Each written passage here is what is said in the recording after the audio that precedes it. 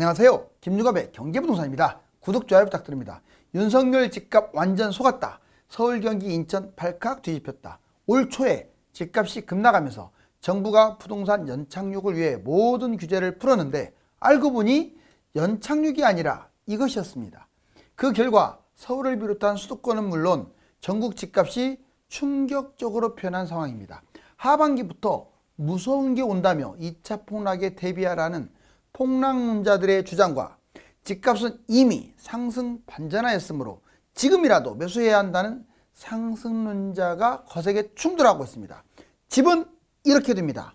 유료 상담은 010-3999-8808 제가 직접 매수 타이밍과 입지를 추천해 드립니다. 상담은 빠를수록 유리합니다. 지금 바로 전화 주십시오. 윤석열 집값 완전 속았다. 서울, 경기, 인천 발칵 뒤집혔다. 자, 이제 마침내 장막이 거치네요. 자, 2023년 여름 흐름은 어떨까요? 자, 여기 보실래요? 아주 중요해요. 여러분들은 특정 논을 믿으면 안 돼요. 내가 집이 없으니까 하락론을 믿고 내가 집이 있으니까 상승론을 믿고, 그거보다는 냉철한 판단이 필요할 때입니다. 자, 여기 보실래요? 먼저 상승론자의 주장은 대세 상승이다. 지금 이제 해외 주가, 집값 이게 뛰는데 뭐 할 말이냐. 거기다 금리 안정까지. 자, 지금 쓰리 쿠션은 이 3박자가 다 좋은 쪽으로 가고 있다. 상당히 중요한 근거입니다. 이것은. 자, V자 반등하고 있다. V자 반등이라는 게 이번 일이 아니다. 1997년 IMF 때도 V자 반등했어요. 98년에 완전 폭등했으니까. 2008년에서 2009년, 2008년 미국발 금융위기 터지고 나서 바로 V자 반등했죠. 물론 그 이후에 떨어져 가지고 W자로 갔지만, 자, 공인중개사라든가 현장 전문가라든가 언론 등이 주로 상승론자에 가담하고 있습니다.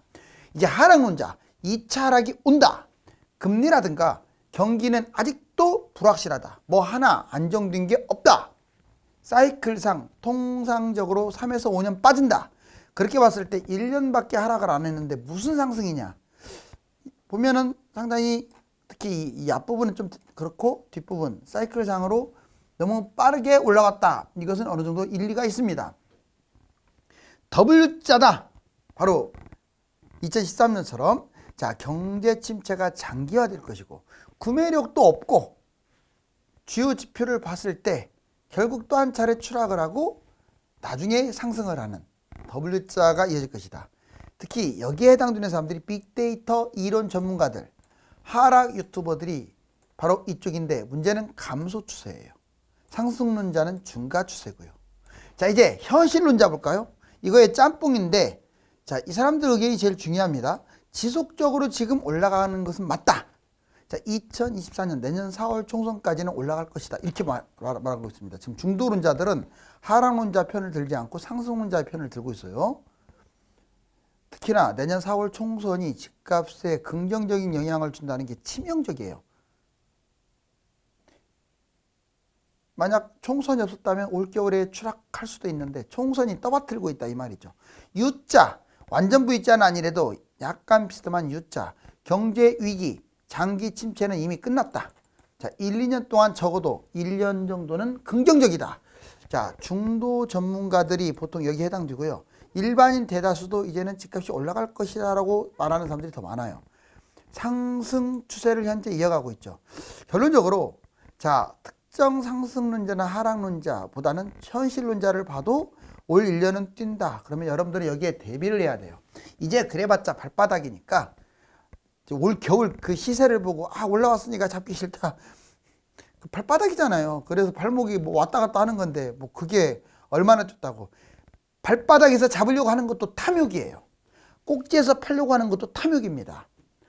적정선에서 매수를 하고 적정선에서 매도를 해야 그게 현실적이죠. 자, 이제 그렇지만 자, 역전세 집주인 정부 DSR 구제한다. 이거 한번 보자고요. 무주택자 입장에서는 뿔이 날 것 같고 유주택자 집주인 입장에서는 반가운 소식입니다. 자, 빌라 사기에 이어서 역전세, 저번보다 이번 전세값이 더 떨어졌을 때 역전세라고 하죠. 경고음. 이러다가 잘못하면 또 문제가 날 것 같으니까 정부가 선수를 칩니다. DSR 규제를 완화하겠다. 이게 확정된 건 아니지만 거론되고 있어요. 먼저 역전세 DSR 구제. 한마디로 집주인을 구제해 주는다 이 말이에요. DSR 구제. 이거 DSR 웬만하면 안 푸는데 보자고요. 갭 투자를 했던 집주인들이 자 DSR 규제 완화를 한다. 정부가. 왜? 역전세 문제가 터지게 되면 일단 직접적인 피해자가 세입자이기 때문에 이걸 막기 위해서 집주인한테 DSR을 넓혀가지고 대출을 받을 수 있도록 한 다음에 이 전셋값을 온전히 내줄 수 있도록 바로 그걸 말합니다. 역전세로 전세가 그 반환 이게 대부분은 부족하겠죠. 왜? 지금 저번에 전세가보다 지금 전세가가 내려왔어요. 즉 전세가율이 많이 낮아졌어요. 당연히 이번에 이제 특히 8월 달부터 이제 체인지가 될 텐데 그때 전세하고 지금 전세하고 다르다 보니까 이 돈만큼 갭이 생겨. 이 사람은 돈을 못 구하면 경매당합니다. 그래서 이만큼의 DSR 규제를 해준다. 규제를 완화해준다 이 말이에요. 대출을 받도록. 솔직히 무주택 입장에서는 뿔나죠. 그 다음에 자 역전세 한번 볼까요? 근본대책. 그런데 여기서 보시면 이제 근본대책이 있습니다. 자꾸 그런 식으로 땜빵 해가지고 누구를 구제해주고 이거보다 전세보증금 반환보험. 즉 집주인들도 이걸 들어라. 보험을. 그래서 만약 이런 문제가 생겼을 때 나중에 갚을 수 있는 그런 장치를 마련해야 한다. 그렇죠.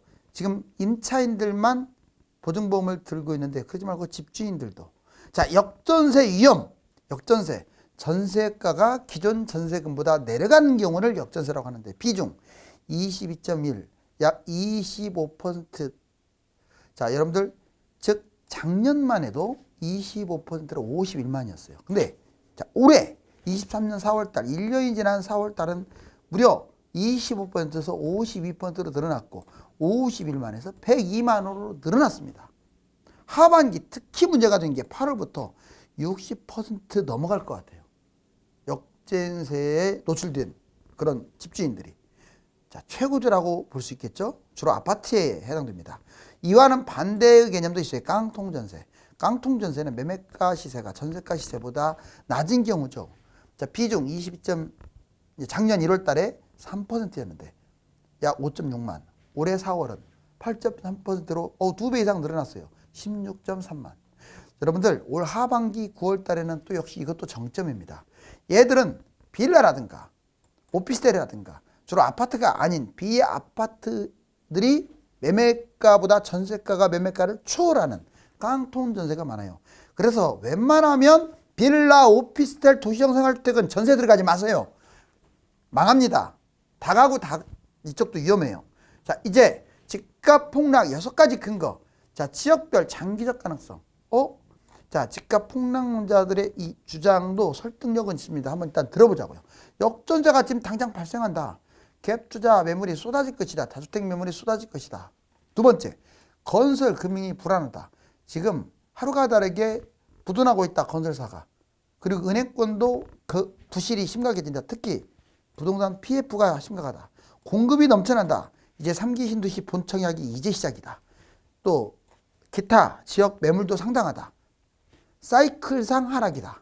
하락 기간이 너무 짧아서 결국은 WDV로 갈 것이다. 즉 지금은 집값 거품이 심하다. 제가 보기에도 집값 거품은 심합니다. 자, 인구 산업체가 감소된다. 즉 경기, 인천, 지방 웬만한 곳들 장기적으로 하락한다.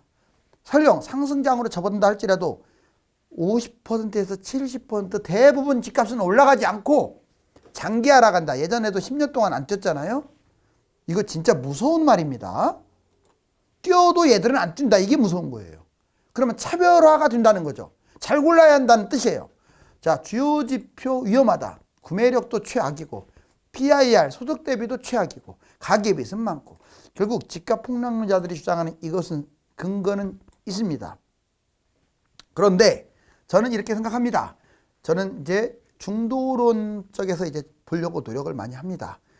지금 중요한 것은 국내 요인이 중요하진 않아요. 해외 요인이 중요한데 아직 장담할 수 있는 상황은 아니지만 세 가지.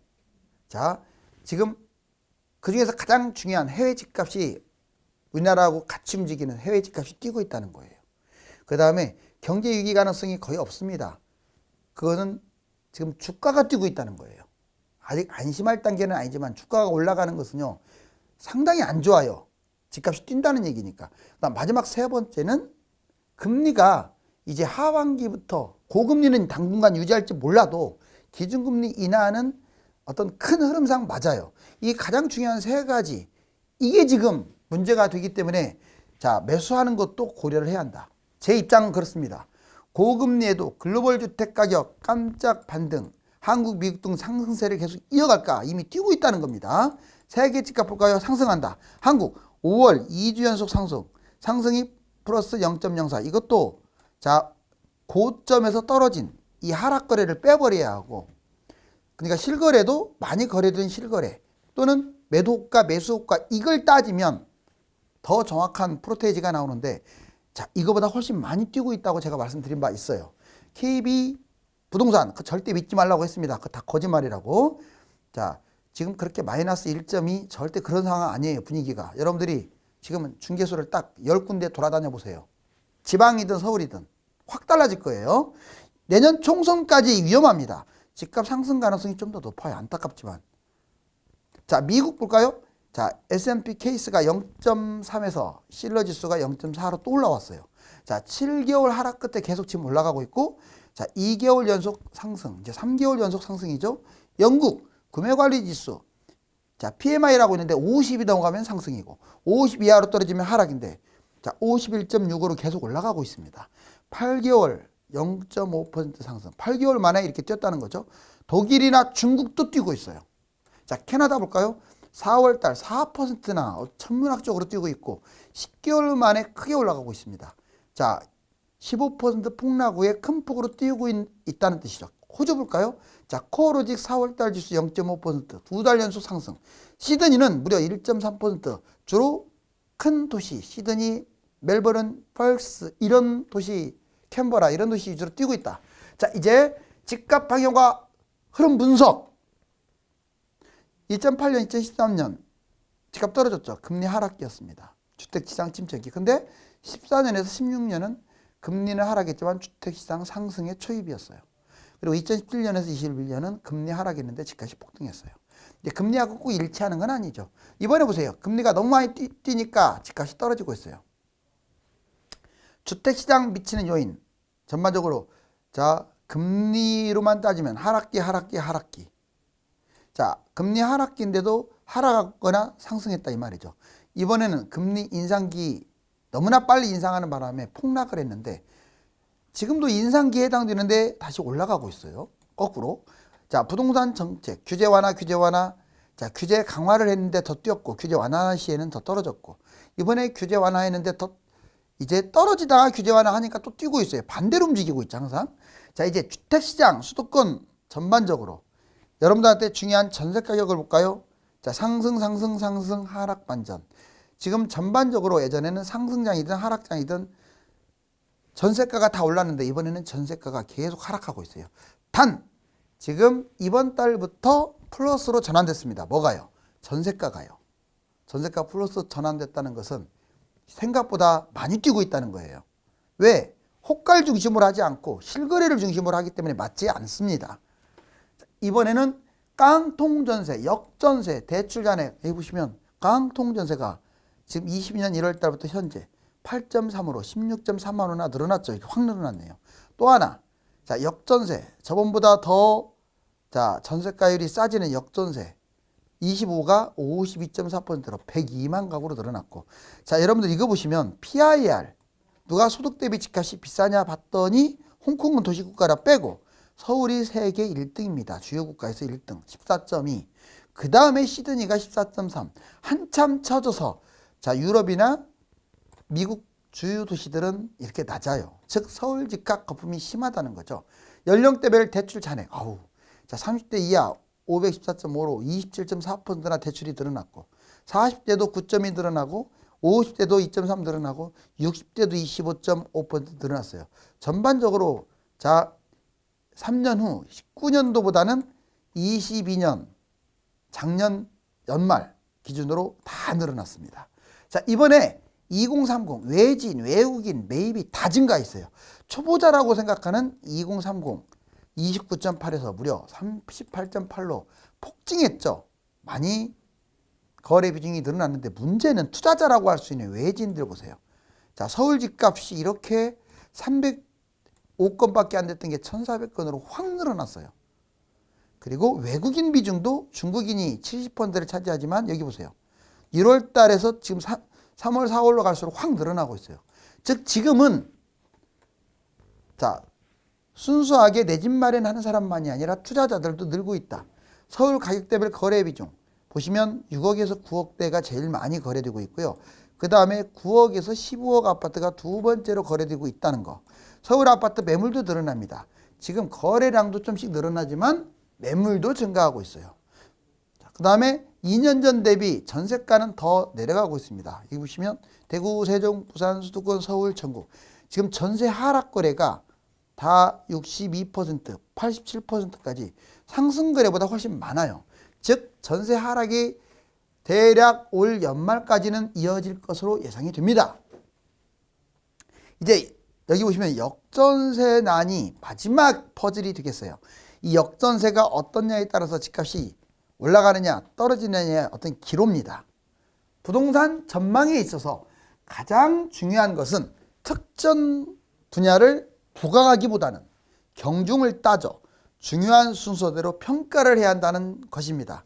일관성 있는 소신보다 중요한 것은 흐름을 정확하게 읽는 안목입니다. 감사합니다.